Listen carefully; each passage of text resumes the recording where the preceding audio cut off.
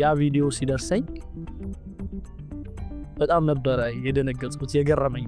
ኢትዮጵያን የአረብ ጠል ኢትዮጵያን የእስራኤል ወዳጅና ከእስራኤል ጋር ሆና ሙስሊሞችና አረቦችን በሙሉ ኦቨርኦል ዘ ወርልድ በዓለም ላይ ለማጣር የተነሳችና እዛ አካባቢ የእስራኤል ወኪል ሆና የምትሰራ ሀገር ናት ይላል። የአረብ ሊግ ማለት በግብጾች የተጠራ ነው። ስለዚህ ናይል ሲባል ኢጅፕት ሲባል ናይል አንተ ነህ የናይል ልጅ ተብሎ እየተነገረው ያደገው። እኛ አረብኛን በመሸሻችን በተለያየ ምክንያቶች የደረሰብን ነገር ከባድ ነው ማለት ይችላል።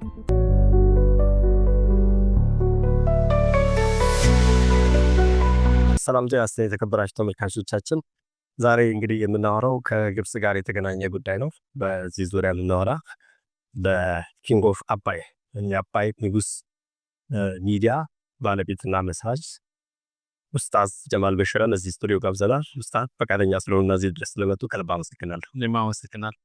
እንግዲህ ኡስታዝ ያው እርስዎ እንደሚታወቀው በተለይ በኪንግ ኦፍ አባይ የተለያዩ ስራዎችን ሲሰሩ ነው እናውቀውና ከዛ በፊት እስኪ ስለ ራሱ ያስተዋውቁን፣ ስለ ልጅነቱና አስተዳደጉ እዚህ እንጀምር። ኦኬ፣ እዚሁ አዲስ አበባ በኳስ ሜዳ በሚባል አካባቢ ነው ተወልጄ ያደግኩት። የመጀመሪያ ትምህርቴ እንደ ማንኛውም እዛ አካባቢ ላይ እንዳለው ማህበረሰብ የቄስ ትምህርት ቤት ላይ የአካዳሚኩን ሂንት ወይም የሚያስጀምር የሆነው የፊደል ትምህርት እና ሀኡ አቡጊዳ የመሳሰሉትን ተምሬያለሁ፣ የኔታ ጋር ማለት ነው። ከዛም አጠገባችን መስጂዶች ስላሉ የመስጂዱ ደግሞ አሊፍ ባ እያልን የአረብኛውን ደግሞ ፊደላት በተለይ ቁርአን ለመቅራት የሃይማኖቱን መጽሐፎች እኛ ሀገር በተለይ በእኛ እድሜ ምንም አይነት የተተረጎሙ የአረብኛ መጽሐፎች የሉም ነበረ። ምናልባት ቅዱስ ቁርአን ብቻ ካልሆነ በስተቀር ቅዱስ ቁርአንም በኃይለ ሥላሴ በንጉሱ ትእዛዝ የተወሰኑ የኛ ሊቃውንት እና ሐጂ መሐመድ ሳኒ ሐቢብ እና ሌሎችም እንደነ ሼህ በሽር ዳውድ፣ ሼህ ሰዒድ ዩሱፍ ሊባሉ እነዚህ ሊቃን ተሰባስበው በሼህ ሐጂ መሐመድ ሳኒ ሐቢብ የኢትዮጵያ እስልምና ጉዳዮች ዋና ሰብሳቢ ነበሩ። በእሳቸው ስር ሆነው ቅዱስ ቁርአንን ብቻ በአማርኛ ተርጉመዋል። ከዛ ውጪ ግን ሌሎች በተለይ ቀኖናዎች ትምህርት ፊቅህ የምንለው አለ፣ የተውሂድ የምንለው አለ፣ ሌሎችም ነገሮች አሉ። እነዚህን መጽሐፎች በትርጉም ደረጃ የሉም ነበርና በቀጥታ አረብኛውን አንብበን ከአረብኛው ደግሞ ሼኹ ወይም ኡስታዙ ይተረጉምልናል። ያንን ነው የምንማርበት የምንይዘው። ስለዚህ መሰረት የሆኑ የአረብኛ ፊደላትና እነዚህን ፊደሎች ደግሞ አገጣጥሞ ማንበብ ስርዓት የመሳሰሉት የምንማረው ከስር ነው፣ በልጅነት ከመስጂድ ውስጥ ከሚያስተምሩ አባቶች እና ወንድሞች። እና ይህን ትምህርት እየወሰድኩኝ ትምህርት ለመማር አቅሜ ሲደርስ አባድር የሚባል ትምህርት ቤት ነበረ። የአባድር አንደኛ ደረጃ ትምህርት ቤት ከገነሜት ጀርባ ነው፣ ዛቶ ተራ አካባቢ እዛ ተማርኩኝ። ያም ደግሞ እንደዛው ለእኔ በተለይ በአረብኛው ሂደት አረብኛ ላይ ያለኝን እውቀት ከመገንባት አኳያ ትልቅ ሚና የሚጫወት ነው። አንደኛ የቁርአን ትምህርት አለበት፣ ሁለተኛ የአረብኛ ትምህርት አለ ራሱን ችሎ። እንደዚሁም ደግሞ የኢስላሚክ ስተዲስ ወይም የሃይማኖታዊ ትምህርቶችን በአጠቃላይ የምንማረው በዚሁ በአረብኛ ፊደላት ከዛ ሸኾቹ እየተረጎሙልን ነው። ስለዚህ ይሄ ማለት ነው በልጅነት የአረብኛ ትምህርቶችም እንድንማር እድል ሰጥቷል ማለት ነውና ሌላው እንደዚህ ሁለተኛ የመጀመሪያ ትምህርት ደግሞ ከኤሌመንተሪ ቀጥሎ 7 እና 8ኛ ክፍል ወደ ድል በትግል አዳራሽ አካባቢ ሀዳሪ ሰፈር በተለምዶ ብለው እዛ አካባቢ አሁን ያ ትምህርት ቤት ለምሳሌ ተዘግቷል። በጣም ትንሽም ነበረች፣ ግን ባሉት ክፍሎች ውስጥ 7 እና 8ኛ ክፍል በጣም ብዙ ተማሪዎች ተምረዋል። ቁጥሩን ለጊዜው አላስታውሰውም። እና በዛ ላይ እንደዛው አሁንም ሌሎች የበለጠ ከዛኛው የተሻለ የሆነ የአረብኛ ንባብ፣ የአረብኛ ጽሁፍ፣ የአረብኛ ሊትሬቸር አንዳንድ ነገሮችን ሰፋ ባሉ ሁኔታ ማንበብ የምንችልበት ደረጃ እንደዚሁ ያመቻቸ የሆነ ትምህርት ቤት ነው። ያው ከአካዳሚኩ ጎን ለጎን ማለት ነው። ያው ለዚህ ነው እንደዚህ አይነት ትምህርት ቤቶች መጠናከር አለባቸው። በእኛ አይነት ሰዎችን በተለይ ከአረቦች ጋር ትልልቅ ግንኙነት ያለን ሀገራት እንደመሆናችን በዚህ አይነቱ ውስጥ የሚያልፉ በጣም ብዙዎች ናቸው። ስለዚህ ያንን ማጠናከር ቢቻል የበለጠ ብዙ ሰዎች ማግኘት ይቻላል። ይሄ አንድ ነው። ከዛ ሃይስኩል አዲስ ከተማ ትምህርት ቤት ነው የተማርኩት። በተለምዶ ልዑል መኮንን የምንለው በዛ ጊዜ ማለት ነው። እዛ ሃይስኩል ከጨረስኩ በኋላ ወደ ዩኒቨርሲቲ ሄድኩት። መዲና ኢስላሚክ ዩኒቨርሲቲ የወርልድ ዩኒቨርሲቲ ነው። የተለያዩ ዓለም መጥተው የሃይማኖት ትምህርቶች ላይ በተለያዩ ዘርፎች የሚማሩበት ነውና እኔ የመረጥኩት የኢስላሚክ ሸሪዓ የሚባል አለ። የሃይማኖት ድንጋጌዎችን ከእስከ በአጠቃላይ ቀኖናዎቹንም ጨምሮ ማለት ነው። በህግጋት ደረጃ ደግሞ ከሌላው ህግ የሚለይበትንም በደንብ እያጣቀሱ የሚያስተምሩበት የሆነ ትምህርት ነው። በዛ ውስጥ ደግሞ ያው የቀኖናዎች ውስጥ ራሱ በአንዳንድ የሀሳብ ልዩነቶች በእኛ በእስልምናው መዝሀብ እንላቸዋለን። እነዚህ በአፈጻጸም ደረጃ እንዲህ ቢደረግ እንዲህ ባይደረግ የሚሉ እንደየሀገሩ ደግሞ የተለያዩ አፕሮች ወይም አስተያየት ያሏቸውን ነገሮች በመዝሀብ ደረጃ አቡ ሐኒፋ፣ ሻፊዒ፣ ኢማሙ ማሊክ፣ ኢማሙ አሕመድ ይሏቸዋል። ሌሎችም አሉ በጣም ብዙዎች እና እነዚህ እንደየሀገራቸው እንደየአካባቢያቸው ቁርአኑንና የነቢያዊ ትውፊቱን በተረዱበት አግባብ ሀገራቸው ላይ ለሀገሩ ወይም ለህዝቡ በሚመጥን መልኩ የሚያስረዱ ሰዎች አሉና የነዛን ሁሉ አሰባስቦ ልዩነታቸው ከምን መጣ አካባቢያቸውን ያገናዘበ አንዳንዴ ደግሞ አረዳዳቸውን ኢቨን በአረብኛ ቃላቶች 2-3 ትርጉም የሚሰጡ ነገሮች ላይ እንደዚሁ ከቁርአኑና ከትውፊቱ ጋራ አንዳንዴ የማይጣጣሙ የሚመስሉ ነገሮችን በማጣጣም ረገድ ያሉ ልዩነቶች የመሳሰሉት ውስጥ የሚያልፍ የሆነ ጠለቅ ያለ ትምህርት ነውና እሱንም ተምሬ ነው ወደዚህ ወደ አዲስ አበባ የተመለስኩት። ከዛ በኋላ አዲስ አበባ ዩኒቨርሲቲ 6 ኪሎ ፊሎሎጂ የሚባል ዲፓርትመንት በሊንጉስቲክ ዲፓርትመንት ስር በአረብኛው ፊቅሁ ሉጋ ይሉታል። የአረቢክ ስትሪም እና የግዕዝ ስትሪም አለና እኔ የአረብኛውን ስትሪም ወስጄ ከግዕዙ የተወሰነ ሂንት የምናገኝበትና የቋንቋዎች አመጣጥ እና አካሄዳቸው በተመለከተ የተማርኩበት ሁኔታ ነው ያለው። ይመስላል በጣም ጥሩ ነው። ምናልባት ወደ ሚዲያውስ እንዴት መጡ ታዲያ? አሁን በዛኛው ላይ ሞር ኦፍ በሊንጉስቲክስ ላይ ፎከስ ያደረገ ነው። ከዛ በኋላ ግን እርስዎ በአብዛኛው የሚታወቁት በሚዲያው ዘርፍ ነውና እንዴት ወደ ሚዲያው? አዎ ከስሜ እንደምታየው ከፊቱ ኡስታዝ የሚል አለው እና ኡስታዝ ማለት በሃይማኖታዊው የታይትል ሂደት እዚህ ሀገራችን ላይ ምንም እንኳን ደረጃ ወጥቶለት ለገሌ ነው የሚለው ነገር በጣም ግልጽ ባይሆንም ነገር ግን ቢያንስ መሰረታዊ የሆኑ የሃይማኖቶችን ትምህርት ተምሮ ሌሎችን ማስተማር የሚችልበት ደረጃ የደረሰ ሰውን ነው። በተወሰኑ ጉዳዮች ላይ በሁሉም ጉዳዮች ላይ ባይሆንም እንኳን እና የኔ አብዛኛው ሂደቴ ከሃይማኖት የማስተማር ስራ ውስጥ ነው ብዙም ህይወቴን ያሳለፍኩት። ከሃይስኩልም በፊት ከሃይስኩልም በኋላ ከዛ ደግሞ መዲና ኢስላሚክ ዩኒቨርሲቲ እዛ ትምህርት ቤት እያለሁ ራሱ ጅዳ የሚባል ሀገር ወይም ጅዳ የሚባል ከተማ ላይ መካ ላይ አንዳንድ ወንድሞችና እህቶችን አሰባስበን ሃይማኖታዊ ትምህርት እናስተምራቸው ነበር። ምክንያቱም ምንም እንኳን ከዚህ ሄደው የአረብኛ ቋንቋ በተወሰነ ደረጃ የሚማሩ ቢሆንም ግን ሃይማኖቱን በጥልቀት ደረጃ ለመረዳት የሚያስችል የሆነ የአረብኛ ጥልቀት ላይኖራቸው ይችላል። ስለዚህ ከአረቦቹ ብቻ የሚማሩት በቂ ላይሆን ይችላል የሚል እሳቤ ስለነበረ እዛው በተለይም አዲስም የሚመጡትንም ነባሮቹንም ሌላው ቀርቶ የአረብኛውን እንኳን ቢችሉ የሃይማኖቱ ደግሞ ቀኖናን ትምህርት ቢሰጠው የአረብኛ ስፋትና ጥልቀት ትንሽ ይለያል። ስለዚህ በዛ ሌቭል የተማርናቸውን ነገሮች ለወንድሞቻችንና እህቶቻችን እዛ የምናስተምርበት ሁኔታ ነበር። ከዛ ወደዚህ ሀገር ከመጣሁ በኋላ የመጀመሪያው ስራ የነበረው አወሊያ ውስጥ አስተማሪ ሆኜ ሰርቻለሁ።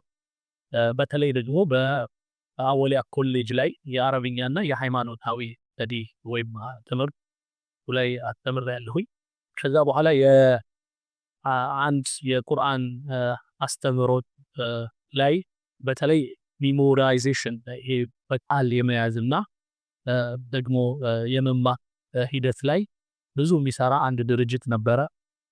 ያ ድርጅት ከሳውዲ ነው። የሱ ደግሞ ኃላፊ ሆኜ እዚህ ብዙ እንትኖች ሰራ ነበር። ከዛ በኋላ ወደ አሜሪካ ሄድኩኝ። በተለይ በኢትዮጵያ የኢህአዴግ ስርዓት ውስጥ ሃይማኖት ውስጥ ጣልቃ የመግባት ነገር ነበርና ሃይማኖቱ ልትከተሉ የሚገባ ሴክት ነው የሚል አቋም ወስዶ ትንሽ የመረበሽ ነገር ነበር። በዛ የተነሳ ድምጻችን ይሰማ የሚባል እንቅስቃሴ መጣ። በወቅቱ ላይ አፍሪካ ቲቪ የሚባል የኛ የሙስሊሞች ቻናል አለ ይላል፣ አሁንም አለ። የዛ ቻናል ኃላፊ ነበርኩኝና እንደ በዚህ በአዲስ አበባ ሪፕሬዘንታቲቭ ሆኜ የነበርኩ ማስተዳደረውና በዛ የተነሳም የተናኮሉኝ ነበረ። መዘጋት አለበት የመሳሰሉት አይነት ነገር እና እንግዲህ በአጠቃላይ በሃይማኖት ጉዳይ ውስጥ አክቲቭ የሆኑ ሰዎችን የማሰር ችግር ሲፈጠር የዛኔ ያው ራስን ለማዳን ወጥቻለሁ። ከዛ ወደ አሜሪካ ሄድኩኝ። አሜሪካ ውስጥ በተለይ ብዙ ስራ ስሰራ የነበረው አሁንም ከአረቦች ጋር ነበር። መስጊዳቸው ውስጥ እንደ ዳረል ሂጅራ የሚባል መስጂድ፣ ማት ሙስሊም አሜሪካን ሶሳይቲ የሚባሉ መስጊዶች አሉ። እነዛ ላይ ኢማም ሆኜ አስተማሪ ሆኜ እንደዚሁ አንድ ቆባ የሚባል ኢንስቲትዩት ኮሌጅ ደረጃ ያለ ነበር። እዛ ውስጥ አስተምረን ነበር። ሌላው በጎን ለጎን የእርዳታ ድርጅቶች እንደ ዩናይትድ ሙስሊም ሪሊፍ ሌሎችም አንዳንድ ድርጅቶች ውስጥ መስራት ጀመርኩኝ። ከዛው ጋራ የኢትዮጵያን ኮሚዩኒቲ እንደ ሰላም የኛ ራሳችን የቻለ የኢትዮጵያውያን ልጆችንና ቤተሰቦችን እያስተባበረ ሃይማኖታዊም ትምህርት እንደገና ለሀገራቸው በደንብ የሚያስተዋውቅ የሚያስተምር የሆነ ድርጅት አለ። ሰላም ፋውንዴሽን ይባላል። እዛ ሌላም ፈርስት ሂጅራ የሚባል ድርጅት አለ። በድር የሚባል የሁሉም ድርጅቶች አምብሬላ ሆኖ ለመስራት ይሞክራል።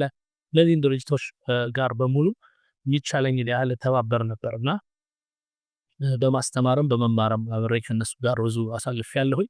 እስካሁን ድረስ በዛው ነው ያለው። የሃይማኖት ተቋማት ጉባኤ ምክትል ሰብሳቢ ነኝ በአሜሪካ። እንደዚሁ ሌሎችም እንደዚህ አይነት ስራዎች ነው ምሰራ የነበረውና የኮሚኒቲ ስራዎች በጣም ያስደስቱኛል። በእርዳታ ደረጃ በተለይ ያሉ እና ኢትዮጵያውያኖች ባለንበት በሃይማኖትም በምንም ባሉት አደረጃጀቶች አንድ ላይ ሆነን አገር ውስጥ ችግር ተፈጠረ ሲባል ለዛ ችግር መድረስ የመሳሰሉ ስራዎች ላይ በደንብ አከፍ ነበር። በኋላ ላይ ግን በተለይ የኢትዮጵያ አሁን መጨረሻ ላይ በ2018 የኢትዮጵያ ጠቅላይ ሚኒስትር ዶክተር አብይ አህመድ ጋራ አብሮ የመጣው ለውጥ ጋራ የመጀመሪያው እንግዲህ በተለይ ስለ ሀገራችን በፊት በነበረው ሁኔታ ስለሚደርስብን በደሎች ይሄ ነገር መገደብ አለበት የሚል በተለይ በዚህ በህዳሴ ግድብ ዙሪያ ቨርጂኒያ ከተማ ላይ አንድ ትልቅ የሆነ የበድር የሚባለው ድርጅት የሁሉንም ስቴት ውስጥ ያሉ የሃይማኖት ተቋማትን አሰባስቦ የእንትን መስጂዶችን እንደዚሁም የኮሚኒቲ ስብስቦችን በአንድ ላይ በየአመቱ የተለያዩ ስቴቶች ላይ ያሰባሰበ የተለያዩ እንግዶችን በመጋበዝ ያስተምራል፣ ያነቃቃል።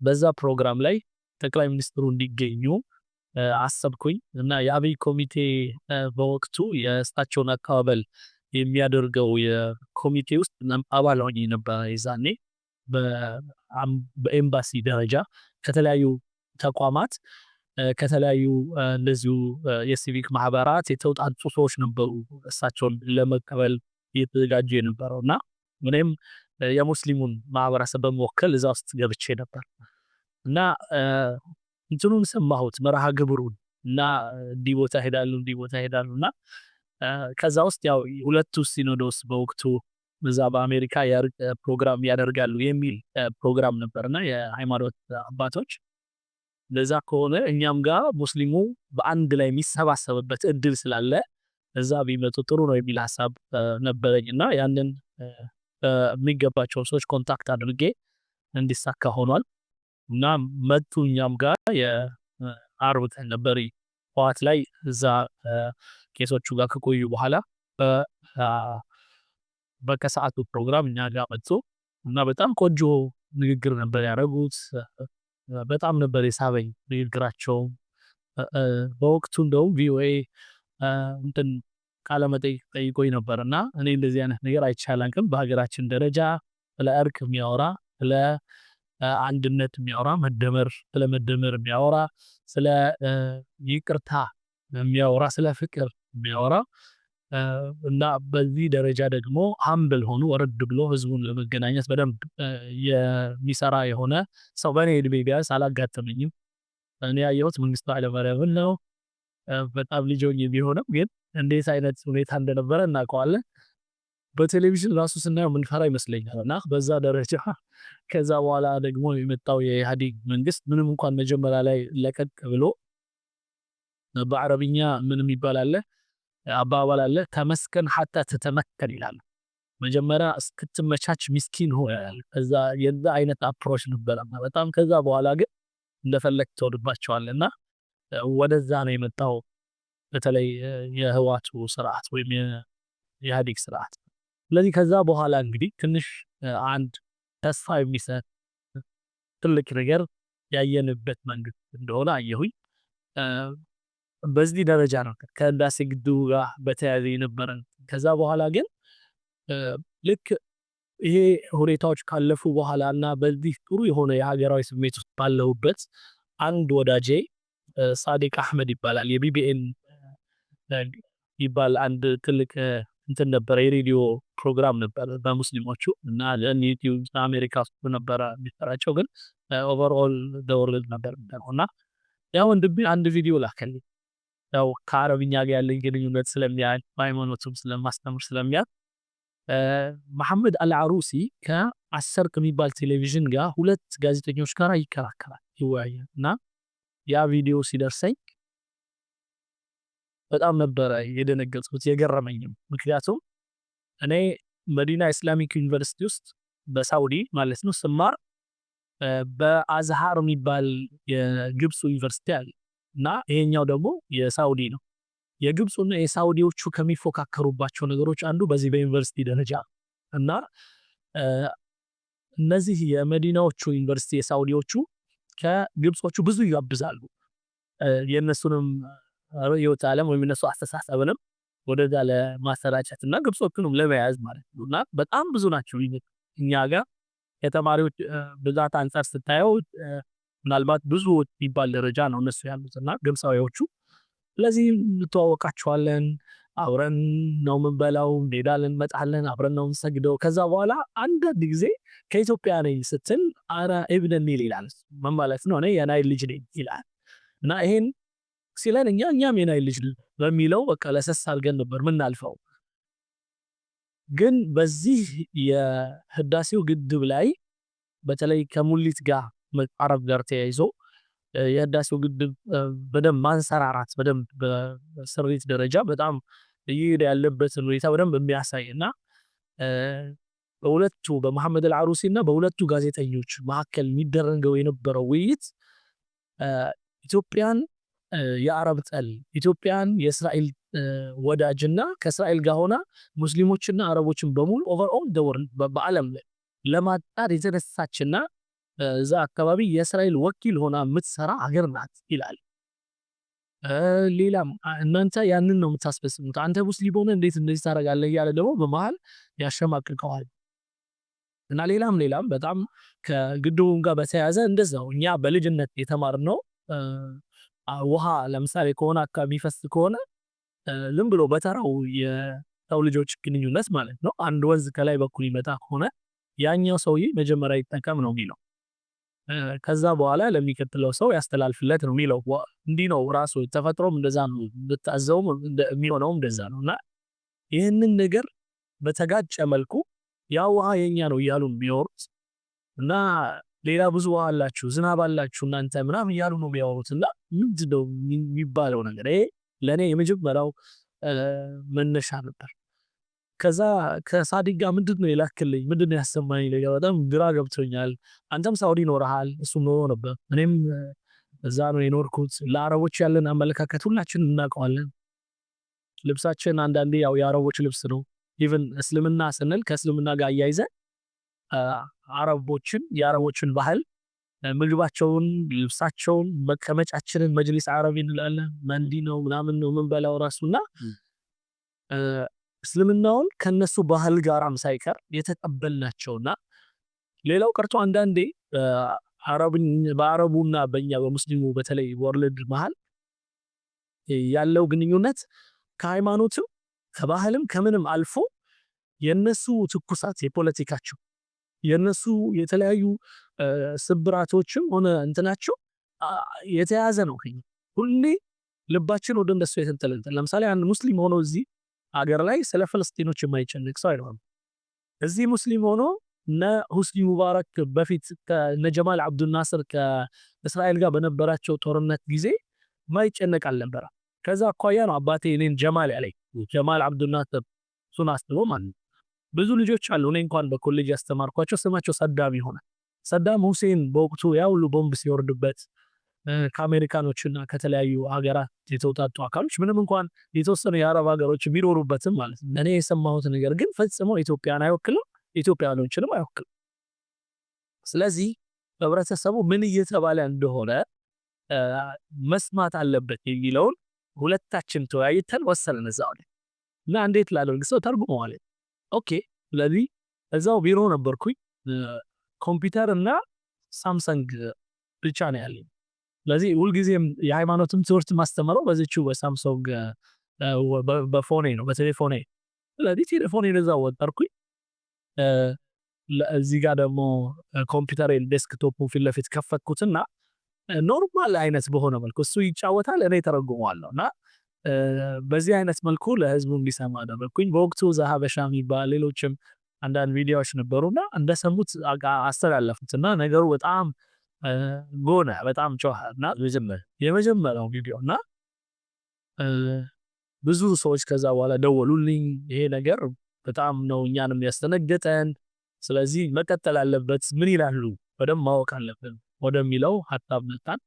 ስለዚህ ከዛ በኋላ እኔ ልክ ያን እንደሰማው በቃ እስኪ ኮዶቹን ብቻ የከተትኩኝ ህዳሴ ግድብ የሚል ጽሁፍ የከተትኩኝ ግብጽ ኢትዮጵያ ያልኩ ስጽፍ የሚወጣው ጉድ በጣም ብዙ ነው እና ወደኋላ መለስ ብለን እንደነ ሙርሲ ወደ ስልጣን አብዱልፈታህ ሲሲ ከመምጣቱ በፊት የነበረው ሙርሲ ምን ይላል፣ ከሱ በፊት ሙባረክ ምን አለ፣ ከሱ በፊት ጀማል አብዱልናስር ምን አለ፣ ወደኋላ መሄድ ጀመርኩኝ።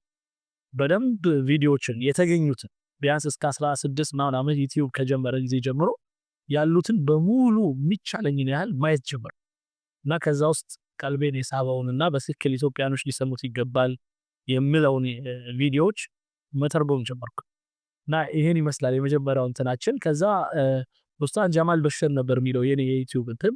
እነሱ ለምን የአባይ ልጆች እያሉ እኔ ስሜን ለምን በዚህ ብቻ አስቀረዋለሁ፣ የሚቻል ከሆነ ይሄ በተለይ የምንሰራው የአባይ ጉዳይ ላይ ኪንግስ ኦፍ አባይ የሚለውን የሚለው ኪንግስ ኦፍ አባይ የሚለውን ስም መንጠር።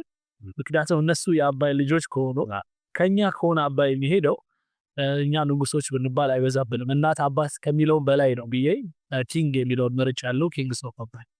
በጣም ቆንጆ ነው። እንደው በዚህ አጋጣሚ ስታስ አሁን ኢትዮጵያውያን ከአረቦች ጋር ያለን ግንኙነት ሰፊ ነው።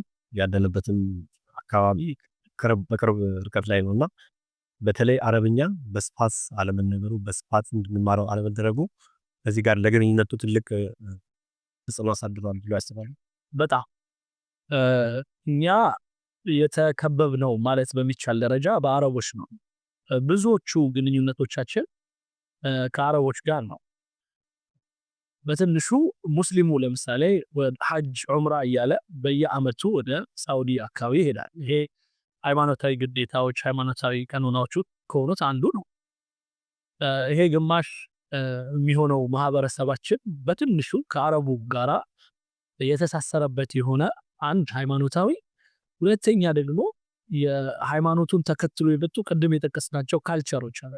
እነዚህ ነገሮች አሉ ማለት ነው። ስለዚህ ከሌላው ማህበረሰብ ጋራ ለማጣጣም ለማዋሃድ ከሌሎች ህብረተሰቦች ጋር መስተጋብሩን ለማስተካከል ምን ለማለት እንደ አንድ መንግስትም እንደ አንድ የተለያዩ ሚኒስትር ቢሮዎች ሆነው የሰዎችን መስተጋብር እንደሚመሩ የባህልና ቱሪዝም የመሳሰሉት አይነት ሚኒስትር ቢሮዎች እነዚህ ነገሮች በጥልቀት ማወቅ አለባቸው እና ምናልባትም መግባት የሌለባቸው የባህል አይነቶች ሊኖሩ ይችላሉ እኛ ሀገር ያንን ለመከላከል ራሱ ማወቅ ግድ ይመስለኛል። ምክንያቱም እኛ እንደ ሀገር የራሳችን ባህል የራሳችን አቋሞች ያለን ሀገሮች ነን።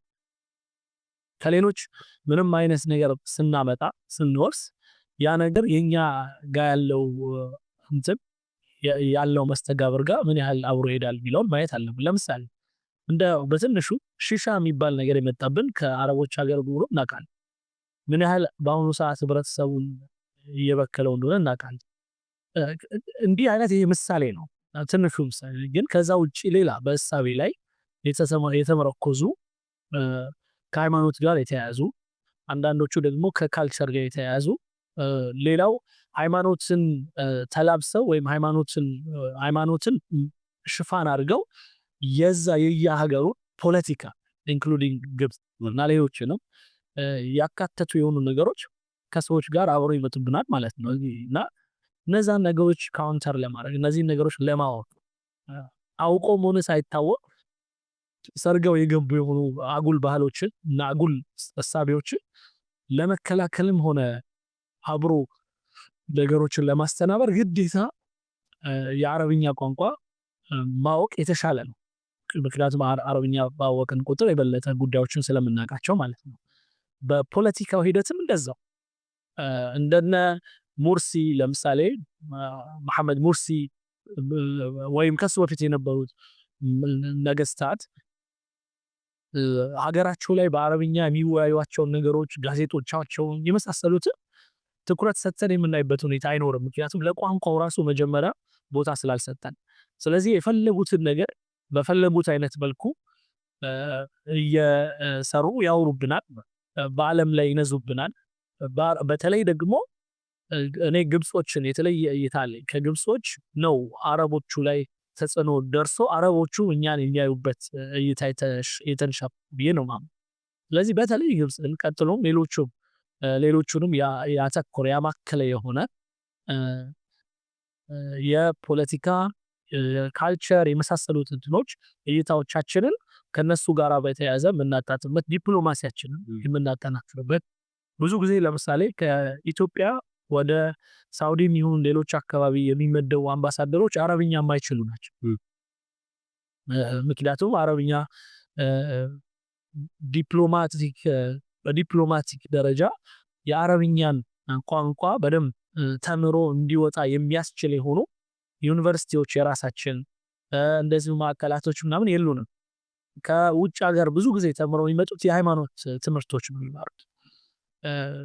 ስለዚህ የሃይማኖት ትምህርት ተምሮ ደግሞ በዚህ በዲፕሎማሲ በምናምን ደረጃ የሚያስብ ብዙም የለም። አሁን ነው ትንሽ ሃይማኖትን ብማረው ትንሽ ዲፕሎማሲ ጉዳይ ላይ ወይ ፖለቲካውም ጉዳይ ላይ ትንሽ ብማርኩ ነው ብሎ የተማሩ አንዳንድ ወንድሞች አሉ። እነሱ ሲገቡ በደንብ ጠቅመዋል። ለምሳሌ እኔ የማስታውሰው ጅዳ አንድ ቆንስላ ውስጥ የትርጉም ስራዎች የሚሰራላቸው ከኛ ዩኒቨርሲቲ የተመረቀ አንድ ሰው ማስታውሰው አንድ ግለሰብ እና እንዲህ አይነት ተርጓሚ እስከሚያስፈልገን ደረጃ መሄድ ያለብን ሰዎች አይደለንም እኛ።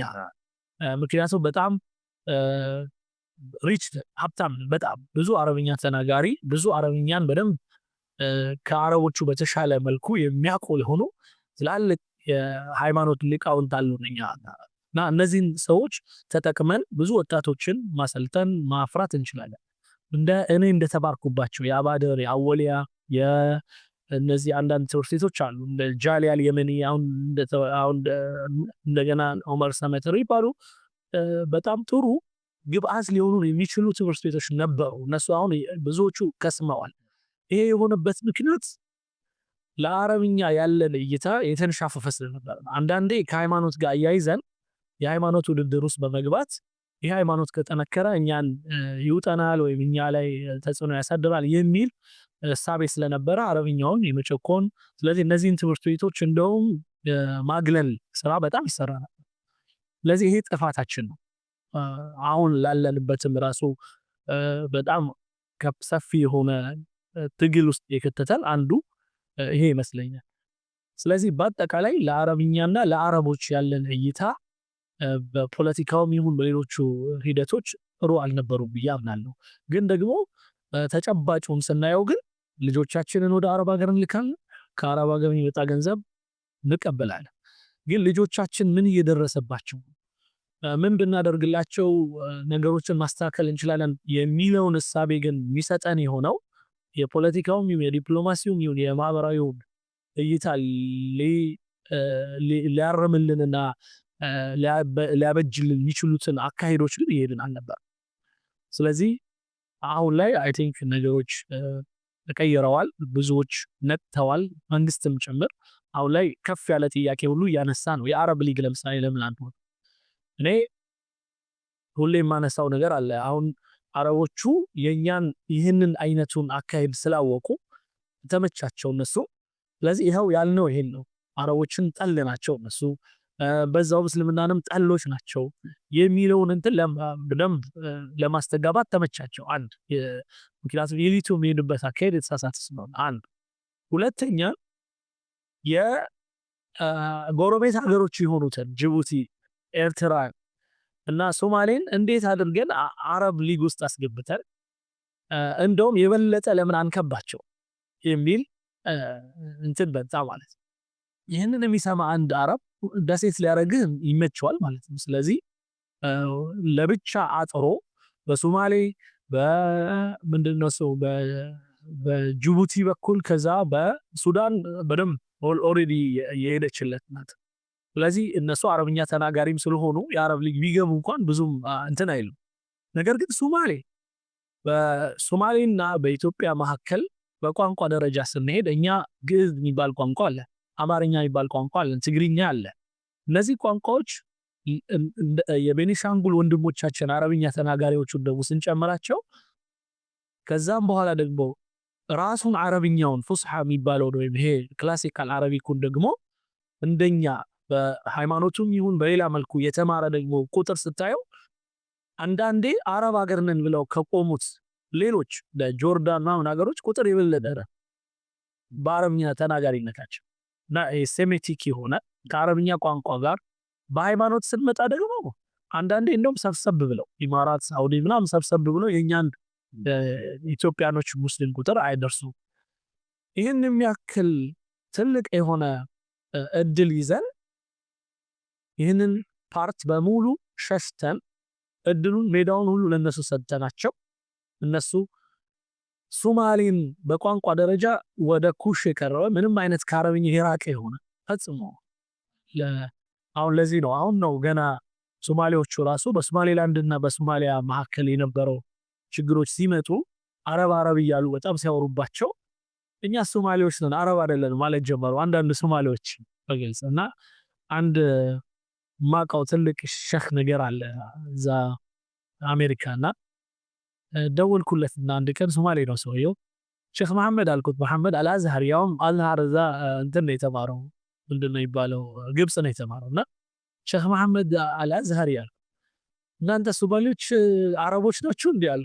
በጣም ሳቅ እና አይ በፖለቲካው አረብ ደል በዘር ግን አረብ አይደለም ማለት እና ይሄ ማለት ነው በፖለቲካው ሶማሌዎችን ጅቡቲዎችን የኛን ሰዎች ማለት ነው እንዴት ነው አፋሩን አረብ ነው ብለው ይነግሩን፣ ኢሳውን እንዴት ነው አረብ ነው ብለው ይነግሩን፣ ሶማሌውን አረብ ነው ብለው ይነግሩናል። እኛ እንደዛ እንኳን ከሄድን የሶማሌ ቁጥር ምን ያህል ነው እኛ ሀገር በሶማሌ ክልል የአፋር ቁጥር ከጅቡቲ ጋር ሲነጻጸር የትኛው ይበልጣል?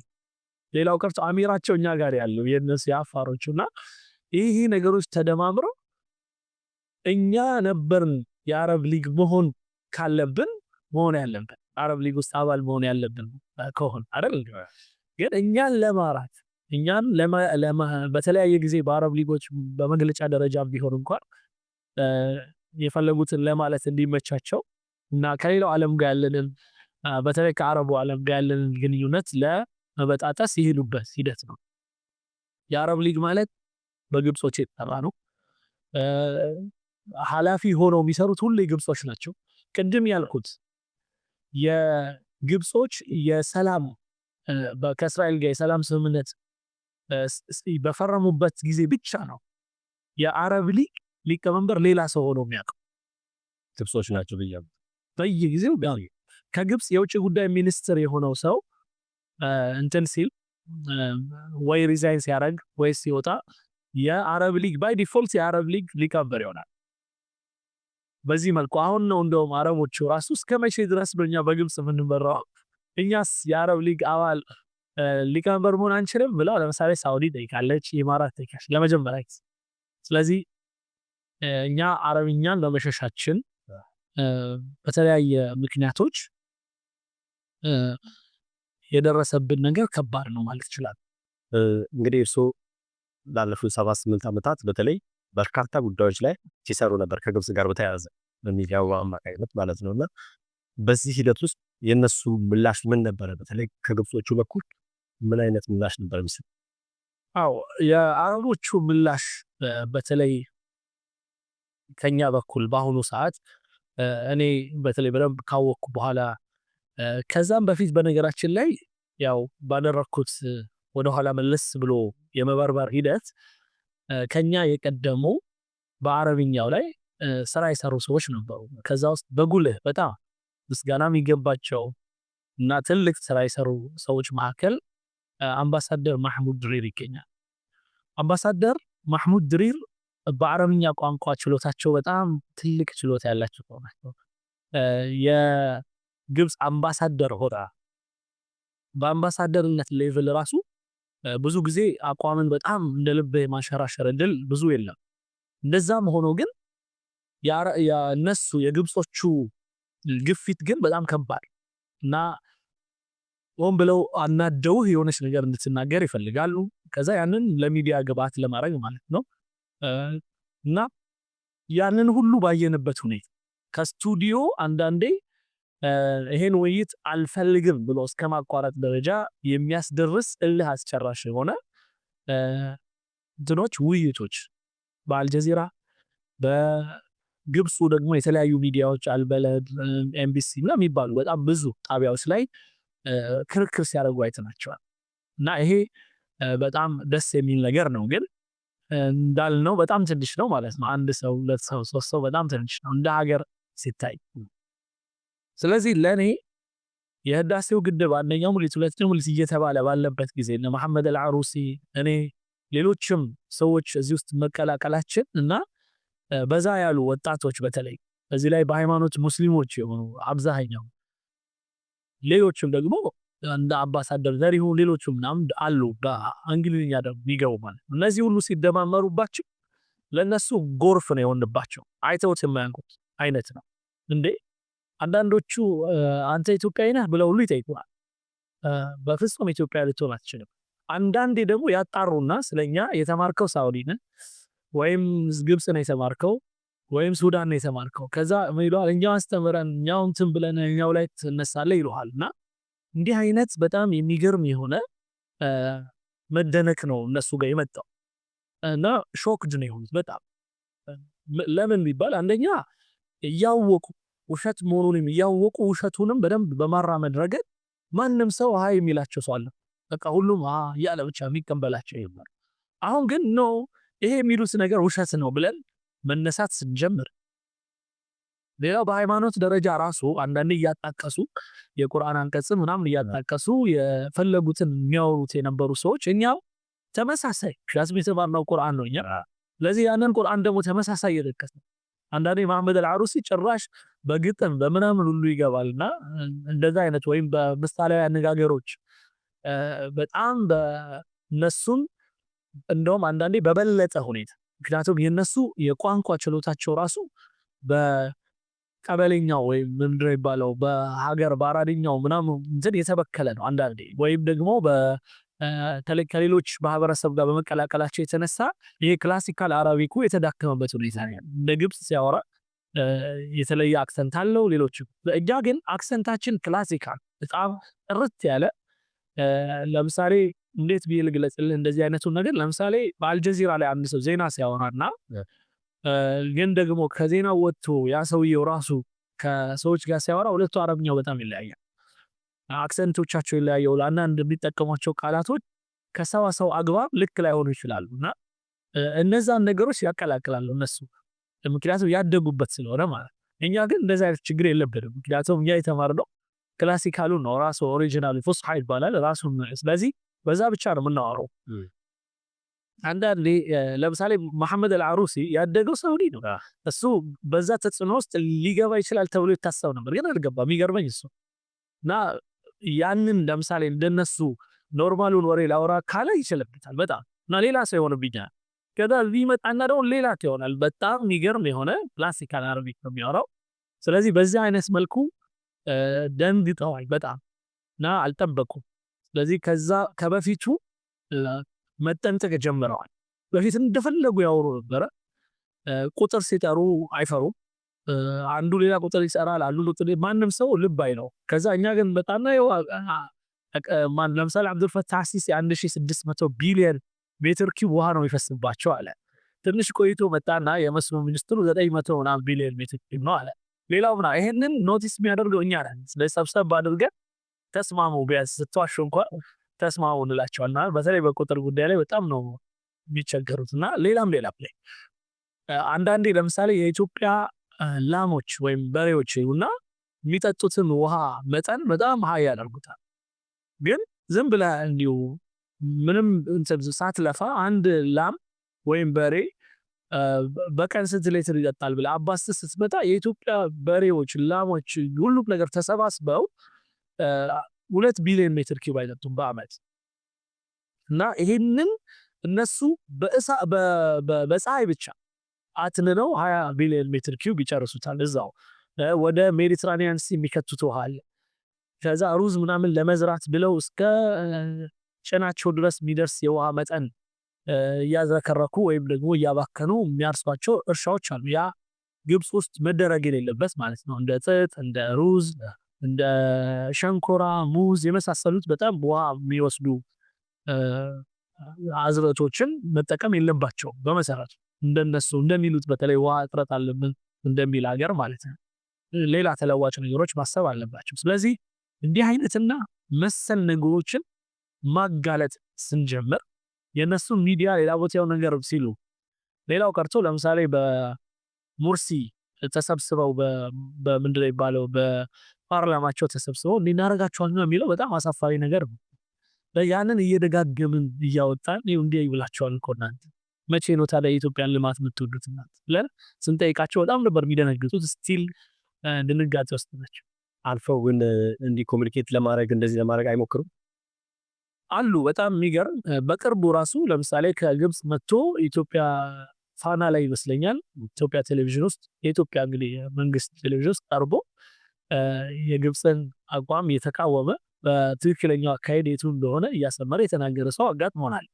ከዛ ውጪ በእኛ ሚዲያዎች ላይ ሌላው ቀርቶ እናንተ በምታደርጉት የመዋጮ ሰናት ውስጥ እኔም እገባለሁ ብለው ያዋጣ ግብፃዊ አጋጥሞኛል፣ ኮይታዊ አጋጥሞኛል፣ ሳውዲዎች ምኖች በጣም ብዙ በግብፁ ሚዲያ የተረቱ የነበሩና በጣም ቶታሊ የኢትዮጵያን ነገር ምንም የማያውቁ የነበሩ ሰዎች እንዲህ ነው ለካ እንዲሉ አድርጓቸዋል። ስለዚህ እኔ ሚዲያ ላይ ላይቭ እየገቡ በስልክ የሚያበረታቱ ልክ ናችሁ ቀጥሉ፣ እኛ የእናንተን ሀሳብ ሰምተን አናውቅም ነበር የሚሉ ከግብፁ መጀመሪያ በዛቻ ቀጥሎ ዛቻው ይወርድለትና ደግሞ ኦኬ እንደዚህ ነው ለካ ማለት የጀመረ ቀጥሎ እንደውም ሀቅ ላይ ናቸው ለካ ወደ ማለት የመጡ ብዙ ሰዎች አጋጥመዋል። በዛው ደግሞ አይ እናንተ ብለው በእንትናቸው የቀጠሉ አሉ፣ በትመታቸው የቀጠሉ አሉ። ግን ምንም ቢሆን ምን ይሄ ከህዳሴው ግድብ ጋር ተያይዞ የተነሳው የአረቡ ዲጂታል ቲም በጣም ትልቅ የሆነ ስራ ነው የሰራው እና አረቡም ላይ ኢትዮጵያኖቹም ላይ እኛ ደግሞ የምንተረጉመው እኔ በምሰራው የትርጉም ስራ ደግሞ ኢትዮጵያኖቹ ራሱ ደግሞ መነቃቂያ ሆኖናል። ለዛም ነው በትንሽ ጊዜ ውስጥ ምናልባትም ወር ባልሞላ ጊዜ ውስጥ 1.1 ሚሊዮን ዶላር ለህዳሴው ግድብ መዋጮ ይሰበሰብ ነው። ስለዚህ እንዲህ አይነት ነገሮች መቀጠል አለባቸው። አሁንም እንደ ኢንስቲትዩሽን እንደ ማዕከል ተደራጅተን ብዙ አረብኛ ተናጋሪ ወንድሞቻችን አሉና እነሱም አሁን ላይ የዚህ የዲፕሎማሲውን የፖለቲካውን የመሳሰሉ ተርሞችን አሰልጠናቸው በጣም ብዙ የኢትዮጵያ ወታደሮች ማድረግ ይቻላል ብዬ አምናለሁ። እንደ ኡስታዝ አንዳንድ ጊዜ እንግዲህ ግብጽ ፖለቲከኞች በተለይ ህዝባቸውንም ትክክለኛ መረጃ አይወግቡም ወይም ደግሞ አይሰጡም። ከአባይ ጋር በተያያዘ የሚባል ነገር አለ። ለምሳሌ አንዳንድ በርካታ የግብጽ ዜጎች ኢቨን አባይ ከየት ነው የሚመነጨው የሚለው ሁሉ አያውቅም የሚባሉ ነገሮች ይነሳሉና ምን አይነት ፖለቲካ ነው የሚያራምዱት ወይም ለህዝባቸው ምን አይነት ነገር ነው የሚነግሩት በተለይ ፖለቲከኞቹ? ይሄ ግልጽ ነው በጣም ፖለቲካቸው ወይም አካሄዳቸው በአጠቃላይ የኢሊቱ ወይም የፖለቲካውን የሚመሩት ሰዎች የሚያውቁት ሀቅ አለ። ያ ሀቅ ላይ ተመስርተው የሚሰሩት በደልም አለ።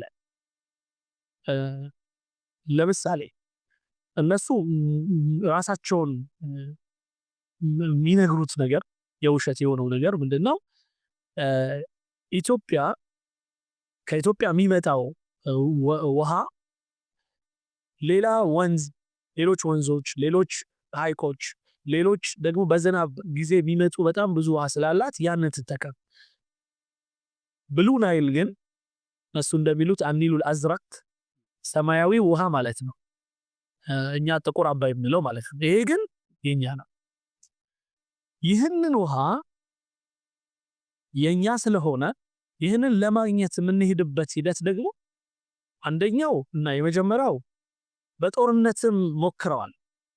በኃይል መያዝ ከቻለ ነሰየው እስከ ማለት ሄደው የሞከሩበት ሁኔታ አለ። ለዛ ነው የጉንደት የጉራ ጦርነት የሚባለው በ1875 እና በ1876 የተካሄደ። ከዛ መለስ ያለው አካሄድ ደግሞ ምንድነው? ባሉት ለምሳሌ የቅኝ ግዛት ውል ከሚባሉት ነገሮች ውስጥ የ1902ቱ እነሱ በቅኝ ግዛት ውስጥ በነበሩበት ከእንግሊዝ ጋራ ዳግማዊ ምኒልክ የተፈረሙት ፊርማ አለ። ያ ፊርማ የሚለው ምንድነው? ተዳር እስተዳ አልዘጋ ጽሁፉ በአማርኛው እንደዛ። ግን ይህንን እንግሊዝኛው ላይ አረብኛው ላይ ስታየው ግን ቀያይረውታል። ምንድነው የሚለው? ምንም አይነት የውሃ ላይ ፕሮጀክት አልሰራም ግብጽ ካልፈቀደች በስተቀር ወደሚለው ነው ሄደው።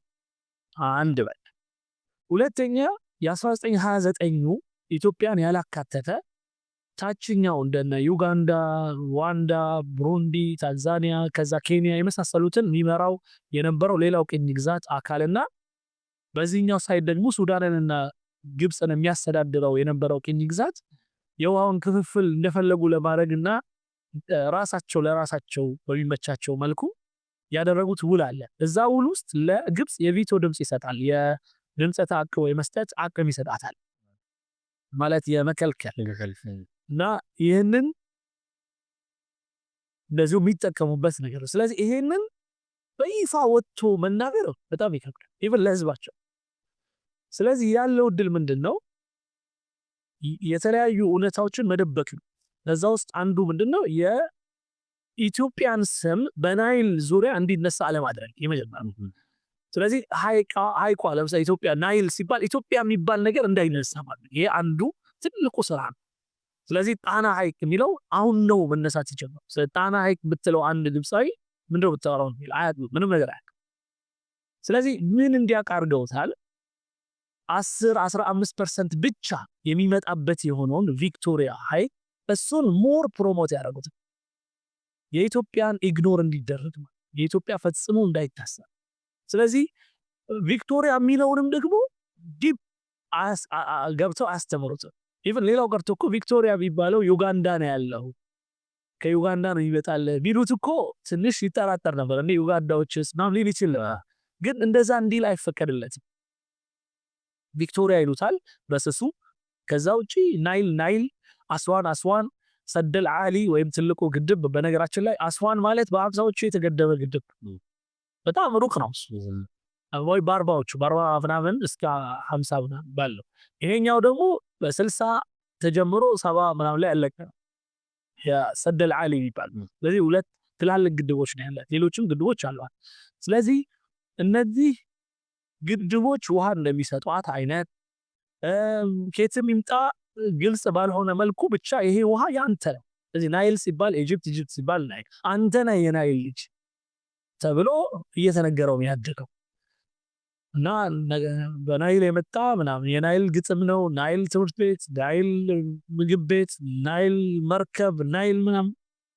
ከናይል ወንዝ በተሰራው ይሄ ሰው ሰራሽ በዓለም አንደኛ የሆነ ሐይቅ የነሱ 168 ቢሊዮን ሜትር ኪዩብ ውሃ የያዘ ከኢትዮጵያ ህዳሴ ግድብ ጋር ሲስተያይ ብዙዎች የሚሳሳቱት ነገር አለ። አሁን ለምሳሌ የኢትዮጵያ ህዳሴ ግድብ ከአፍሪካ አንደኛ ነው፣ ልክ ነው። ከአፍሪካ አንደኛ ግን የሆነው በኤሌክትሪክ የማምረት ችሎታው እንጂ በውሃ ስፋቱ አይደለም፣ በርዝመቱ በመሳሰሉት አይደለም። ስለዚህ በርዝመት ሌላው ቀርቶ ግልገል ጊቤ 3 ቁጥር ይበልጠዋል። 200 እንትን ነው ተከዜ ላይ ያለው ግድብ 200 ሜትር ነው፣ የኛው 145 ሜትር በቁመቱ ይበልጠዋል። ስለዚህ የኢትዮጵያ አስዋን ግድብ እንደዛው 3 ምናምን ሜትር ነው ርዝመቱ የነሱ ሰደል ዓሊ ተርባይኖቹ የኛ 13 የነሱ 12 ነው፣ ብዙ ልዩነት የለም። ስለዚህ እንደዚህ አይነት ነገሮች በሙሉ ስታይ እና 168 ቢሊዮን ሜትር ኪዩብ የሰው ሰራሽ የያዘ ውሃ ከሱ ውስጥ በመርከብ ቀጥታ ወደ ሜዲትራኒያን ሲ ትገባለ፣ ከሜዲትራኒያን ሲ ደግሞ ቀጥታ። ስለዚህ እንዲህ አይነት የውሃ ብክነት እየሰሩ በደንብ ውሃውን እየተጠቀመበት ህብረተሰቡ ከውሃ ጋር አገናኝተው የኔ ነው ብሎ እንዲያምን በደንብ ተሰርተው። ስለዚህ ይሄ ነው አቋማቸው። ለዛም ነው እንደፈለጉ አሁን ለምሳሌ የሆነ ግብፃዊ ግድብ ትሰራላችሁ ሲባል ራሱ ስለ ግድብ ምንነት ማጥናት አይፈልግም። ምን ማለት እና መጠየቅ ሁሉ አይፈልግም። ውሃው ከየት ነው የሚመጣው ብሎ መጠየቅ ሁሉ አይፈልግም። በቃ ዘጉብት ብሎ ማበድ ነው የሚፈልግ። ምናልባት ግን ይሄ አካሄድ ለሀገራቸው ዜጋ ብቻ ሳይሆን በውጭውም ዓለም እንዲህ አይነት በውሸት ትርክት ላይ ተመስርቶ የማሳመን ሂደቶችን ብዙ የሄዱበት ይመስለኛል። ለምሳሌ አንዳንድ ጊዜ የአሜሪካ ፕሬዚዳንት ራሳቸው ሲናገሩ በተሳሳተ መንገድ የሚገልጹበት ሁኔታ እንሰማለን እና እነዚህ ከምን የመነጩ ናቸው? እንዲህ አይነት ሌሎች ሀገራት ላይ እንዲህ አይነት አመለካከቶችን ማስረጡ ከየት የመጣ ነው?